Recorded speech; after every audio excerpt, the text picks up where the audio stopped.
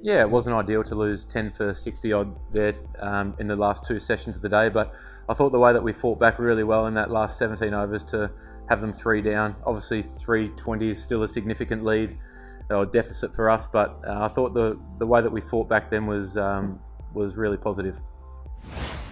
It's been a grind, hasn't it? It's 170 overs in the field and then strap the pads on. It's been good fun though. It's obviously something I've waited a long time for and wouldn't change it for anything. I mean, it'd be nice if we were 330 in front and not behind, but we're still going to fight hard. We'll fight as hard as we can and scrap and try and find a way to get out of this hole and put ourselves in a position that potentially we can win the game still. All the guys who walked in still had really clear plans with what they wanted to do and what they've been practicing, and their preparation's been fantastic in the lead up. It's just a different environment when you walk out and there's guys all around the bat, which is tough to replicate in the nets and things like that. And a guy who's a very tall off spinner getting a lot of bounce, which it's hard to replicate that. But guys still had really good plans, and your first 20 and 30 balls in these conditions are obviously your most vulnerable.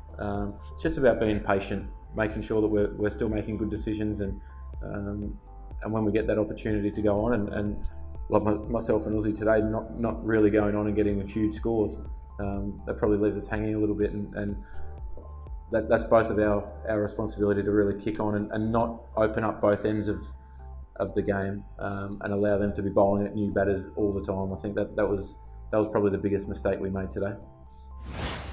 Yeah, I think it's obviously slowly deteriorating.